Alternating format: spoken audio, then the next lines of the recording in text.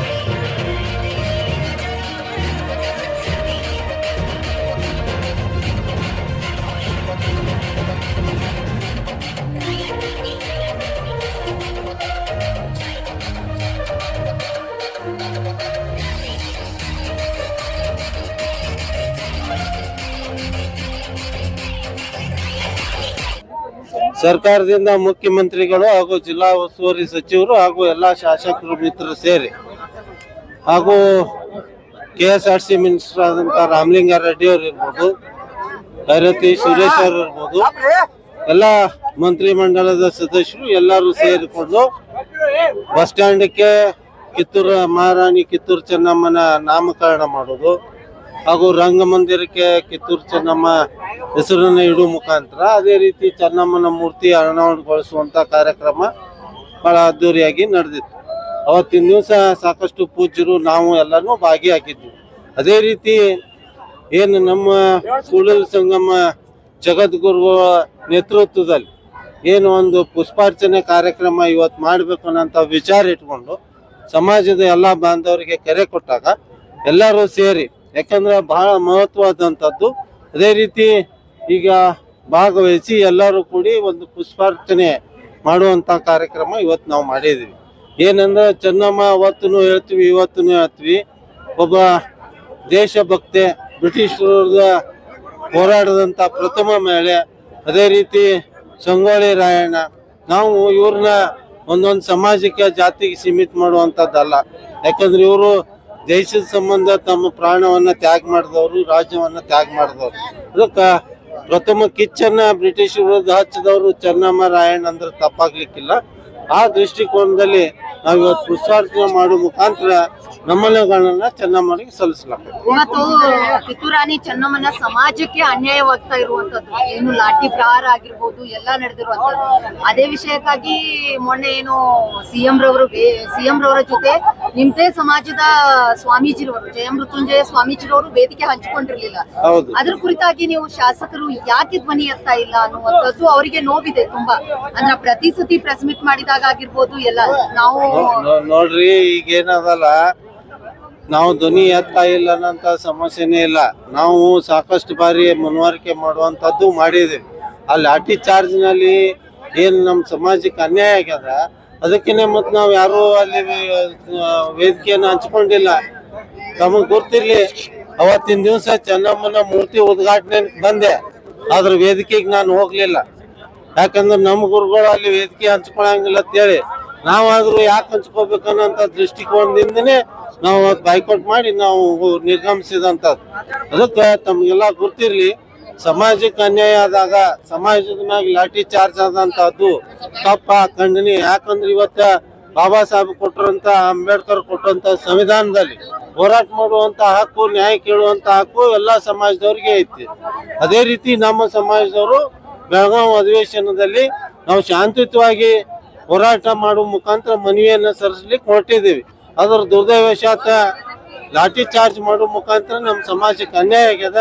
ನಮ್ಮ ಸಮಾಜ ಶೋಷಿತಗೊಳ್ಳಲಾಗ್ಯದ. ರೈತ ಕುಟುಂಬದಿಂದ ಬಂದಂತ ಸಮಾಜ, ನಮ್ಮ ಸಮಾಜದಲ್ಲಿ ಹೆಚ್ಚಿನ ಸಂಖ್ಯೆಯಲ್ಲಿರುವಂಥವ್ರು ಎಲ್ಲ ನಾವು ರೈತ ಕುಟುಂಬದವರು. ನಮ್ಮ ಬರುವಂತ ಮಕ್ಕಳಿಗೆ ನಾವು ರಾಜಕೀಯ ರಿಸರ್ವೇಶನ್ ಕೇಳಾಕತ್ತಿಲ್ಲ. ಆ ದೇವರ ದಯದಿಂದ ನಮಗೆ ಸಮರ್ಥ ಶಕ್ತಿ ಕೊಟ್ಟ ನಮ್ಮ ಭಗವಂತ, ಜನರ ಆಶೀರ್ವಾದದ ರಾಜಕೀಯ ಪ್ರಾತಿನಿಧ್ಯ ಸಂಬಂಧ ನಾವು ಕೇಳಾಕತ್ತಿಲ್ಲ. ನಮ್ಮ ಬಡವ ಮಕ್ಕಳಿಗೆ ಒಂದು ಶೈಕ್ಷಣಿಕ ದೃಷ್ಟಿಯಿಂದ, ಒಂದು ನೌಕರಿಗೆ ಅನುಕೂಲ ಆಗ್ಲಿ ಅನ್ನೋಂಥ ದೃಷ್ಟಿಯಿಂದ ನಾವು ತುವೆ ಹೋರಾಟ ಮಾಡುವ ಮುಖಾಂತರ ನ್ಯಾಯವನ್ನು ಒದಗಿಸಿಕೊಡ್ರಿ ಅಂತೇಳಿ ಸರ್ಕಾರಕ್ಕೆ ನಾವು ಮನವಿಯನ್ನು ಮಾಡಕ್ಕೆ. ಕಿತ್ತೂರಾಣಿ ಚೆನ್ನಮ್ಮನ ಮೂರ್ತಿ ಉದ್ಘಾಟನೆ ಆಗ್ಬೇಕು ಅಂತೇಳಿ, ಹಾಗಾಗಿ ಕಿತ್ತೂರಾಣಿ ಚೆನ್ನಮ್ಮನ ಉದ್ಘಾಟನೆಯನ್ನ ಮೊನ್ನೆ 9ನೇ ತಾರೀಕು ಕರ್ನಾಟಕ ಸರ್ಕಾರ ಆಚರಣೆ ಮಾಡಿತ್ತು. ಆ ಸಂದರ್ಭದಲ್ಲಿ ಸಮಾಜ ಬಾಂಧವರು ನಾವೆಲ್ಲರೂ ಕೂಡಿಕೊಂಡು ಸೋಮವಾರ ದಿವಸ ಸ್ವಾಮಿ ವಿವೇಕಾನಂದ ಜಯಂತಿ ದಿವಸ ಸಮಾಜದ ವತಿಯಿಂದ ನಾವೆಲ್ಲರೂ ಪುಷ್ಪಾರ್ಪಣೆ ಮಾಡಬೇಕು ಅಂತೇಳಿ ಎಲ್ಲರೂ ಸಹ ಅಂದ್ಕೊಂಡು ಇವತ್ತು ಇಡೀ ಸಮಾಜದ ವತಿಯಿಂದ ಮತ್ತು ನಮ್ಮೆಲ್ಲ ಸೋದರ ಸಮಾಜದವರು, ಚೆನ್ನಮ್ಮನ ಅಭಿಮಾನಿಗಳು, ರಾಯಡಿನ ಅಭಿಮಾನಿಗಳು ಮತ್ತು ಒಟ್ಟಾರೆ ರಾಷ್ಟ್ರಭಕ್ತರು ಎಲ್ಲರೂ ಕೂಡಿಕೊಂಡು ಇವತ್ತು ಚೆನ್ನಮ್ಮನ ಪ್ರತಿಮೆಗೆ ಅದ್ದೂರಿಯಾಗಿರ್ತಕ್ಕಂಥ ಪಂಚ ಪುಷ್ಪಾರ್ಪಣೆಯನ್ನು ಮತ್ತು ಪಂಚಮುಖ ರುದ್ರಾಕ್ಷಿಯನ್ನು ಮಾಡುವ ಮೂಲಕವಾಗಿ ಸಮಾಜ ಬಾಂಧವರು ತಮ್ಮ ಗೌರವವನ್ನು ಸಲ್ಲಿಸುವಂಥ ಐತಿಹಾಸಿಕವಾದ ಕಾರ್ಯವನ್ನು ಇವತ್ತು ನಾವೆಲ್ಲರೂ ಮಾಡಿದ್ದೀವಿ. 12 JCB, ಅದರ ಅರ್ಥ 12ನೇ ತಾರೀಕು 12 JCB ಮೂಲಕವಾಗಿ ಈ ರಾಜ್ಯಕ್ಕೆ ನಾವೆಲ್ಲರೂ ಕೂತ್ಕೊಂಡು ಸಹೋದರತ್ವವನ್ನು ಬಾಳ್ಬೇಕೆನ್ನುವಂಥ ಒಂದು ಸಂಕೇತವಾಗಿ ಇವತ್ತು ಚೆನ್ನಮ್ಮನ ಮೂರ್ತಿಗೆ 12 JCBಯಿಂದ ಪುಷ್ಪಾರ್ಪಣೆ ಮಾಡಲಾಗಿದೆ. 5 ಮಹಾತ್ಮರ ಭಾವಚಿತ್ರ ಭವ್ಯ ಮೆರವಣಿಗೆಯೊಂದಿಗೆ ಇವತ್ತು ಅರ್ಥಪೂರ್ಣವಾಗಿರ್ತಕ್ಕಂಥ ರ್ಯಾಲಿಯನ್ನು ಮಾಡಲಾಗಿದೆ. ಉದ್ದೇಶ ಏನಪ್ಪ ಅಂತಂದರೆ ಅವತ್ತು 9ನೇ ತಾರೀಕು ನಾವೆಲ್ಲರೂ ತೀರ್ಮಾನ ಮಾಡಿದ್ವಿ. ಹಿಂದೆ ಯಡಿಯೂರಪ್ಪನವರು ಮೀಸಲಾತಿ ವಿಚಾರಕ್ಕೆ ಸಂಬಂಧಪಟ್ಟಾಗ ಏನು ನಮಗೆ ಸ್ಪಂದನೆ ಮಾಡದಿದ್ದಾಗ ಅವ್ರು ಇರೋವರೆಗೂ ನಾವು ಯಾರು ಸಹ ಸಮಾಜದ ಮೀಸಲಾತಿ ಹೋರಾಟಗಾರರು ವೇದಿಕೆ ಹಂಚಿಕೊಂಡಿಲ್ಲ. ಅದೇ ಪ್ರಕಾರವಾಗಿ ನಾನು ಮುಖ್ಯಮಂತ್ರಿಗಳು ಏನು ಮೀಸಲಾತಿ ಹೋರಾಟ ನಡೆಯುವ ಸಂದರ್ಭದಲ್ಲಿ ಸ್ವಲ್ಪ ಮಟ್ಟಿನ ನಮ್ಮ ಸಮಾಜ ಬಂಧುಗಳು ನೋವಾಗಿತ್ತು. ಆ ಕಾರಣಕ್ಕೋಸ್ಕರವಾಗಿ ಸರ್ಕಾರ ಭಾಳ ದೊಡ್ಡ ಕಾರ್ಯವನ್ನು ಮಾಡಿರೋದಕ್ಕೆ ನಾವು ಅಭಿನಂದಿಸ್ತೀವಿ. ಇಲ್ಲೇನು ನಮ್ಮ ಉಸ್ತುವಾರಿ ಸಚಿವರಾಗಿರ್ತಕ್ಕಂಥ MB ಪಾಟೀಲ್ರವರು ಸರ್ಕಾರದ ಮನವೊಲಿಸಿ ಈ ಒಂದು ನಮ್ಮ ಹಿರಿಯರೇನು ಕಂಚಿನ ಮೂರ್ತಿಯನ್ನು ಮಾಡಿದ್ರು, ಆ ಮೂರ್ತಿ ಬೇಕಾಗಿರೋ ಸ್ಥಳವನ್ನು ಮಾಡಿಕೊಟ್ಟಿದ್ದಾರೆ. KSRTCಯ ಈ ಒಂದು ಹೆಸರನ್ನ ಚೆನ್ನಮ್ಮನ ಮೂರ್ತಿ ನಾಮಕರಣ ಮಾಡಿ ನಮಗೆಲ್ಲರೂ ಗೌರವ ವ್ಯಕ್ತಪಡಿಸಿದ್ರು. ಅವತ್ತು ನಮ್ಗೆ ಯಾರಿಗೂ ಸಹ ಭಾಗವಹಿಸಲಿಕ್ಕಾಗಲಿ ಇಡೀ ನಮ್ಮ ಸಮಾಜದ ಮೀಸಲಾತಿ ಹೋರಾಟಗಾರರಿಗೆ. ಆಗ ಇವತ್ತು ಸ್ವಾಮಿ ವಿವೇಕಾನಂದ ಜಯಂತಿ ದಿವಸನೇ ನಾವೆಲ್ಲರೂ ಪುಷ್ಪಾರ್ಪಣೆ ಮಾಡಬೇಕು ಅಂತ ಅಂದ್ಕೊಂಡು ಇವತ್ತು ಅತ್ಯಂತ ಅದ್ದೂರಿಯಾಗಿ ನಾವೆಲ್ಲರೂ ಚೆನ್ನಮ್ಮನಿಗೆ ಪುಷ್ಪ ನಮನ ಸಲ್ಲಿಸಿದ್ದೀವಿ. ಈ ಮೂಲಕವಾಗಿ ಮಹಾನಗರ ಪಾಲಿಕೆಯವರಿಗೆ ಮತ್ತು ಸ್ಥಳೀಯ ಜಿಲ್ಲಾಡಳಿತಕ್ಕೆ ನಾವು ಮನವಿ ಮಾಡಿಕೊಂಡಿದ್ವಿ. ಏನು ಮೀನಾಕ್ಷಿ ಸರ್ಕಲ್ ಅಂತೇನಿದೆ ಅದ್ರ ಮೂಲಕ ಹುತಾತ್ಮ ಸರ್ಕಲ್ ಚೆನ್ನಮ್ಮನ ವಂಶಜರಾಗಿರ್ತಕ್ಕಂಥ ಜಂಗಿ ಮನೆತನದ ವೀರ ಧೀರ ಬಸಲಿಂಗಪ್ಪ ದೇಶಮುಖರ ಹೆಸರಿನ ಒಂದು ವೃತ್ತ ಅದೇನಾಗಿದೆ ಮೀನಾಕ್ಷಿ ಸರ್ಕಲ್ ಅಂತ ವಾಡಿಕೆ ಬಂದಿದೆ. ಕೂಡಲೇ ಯಾವ ರೀತಿಯಾಗಿ ಇದನ್ನು ಚೆನ್ನಮ್ಮನ ಸರ್ಕಲ್ ನಾಮಕ ಮಾಡಿ ದೇಶ ಪ್ರೇಮಿಗಳು ಯಾವ ರೀತಿ ಸಂತೋಷ ವ್ಯಕ್ತಪಡಿಸಿದರು ಅದೇ ರೀತಿ ಮಹಾನಗರ ಪಾಲಿಕೆಯು ಅತಿ ಶೀಘ್ರದಲ್ಲೇ ಜನವರಿ 20ನೇ ತಾರೀಕು ಆ ಒಂದು ಸರ್ಕಲನ್ನು ಬಸಲಿಂಗಪ್ಪ ದೇಶಮುಖ ವೃತ್ತ ಅಂತೇಳಿ ನಾಮಕರಣ ಮಾಡುವ ಮೂಲಕವಾಗಿ ಮತ್ತೊಮ್ಮೆ ಸ್ವತಂತ್ರ ಹೋರಾಟಗಾರರಿಗೆ ಗೌರವ ಕೊಡೋ ಕೆಲಸ ಮಾಡಬೇಕು ಅಂತೇಳಿ ಈ ಮೂಲಕ ಮಹಾನಗರ ಪಾಲಿಕೆ ಒತ್ತಾಯ ಮಾಡಿದೆ. जैसा कि आप सब जानते हैं कि आप सभी का प्यार हमारे साथ कायम है। इसी तरह से हमारे इस चैनल को प्यार करते रहिए और हमारी सारी खबरों को लाइक, शेयर और सब्सक्राइब करना ना भूलिए। हमारा यही मकसद है कि आपको हर खबर जो है जैसा है वैसा ही आपको हम दिखाते रहेंगे, ना किसी का पक्ष लेंगे, ना किसी के विरोध में जाएंगे। हमारे कदम सच के साथ।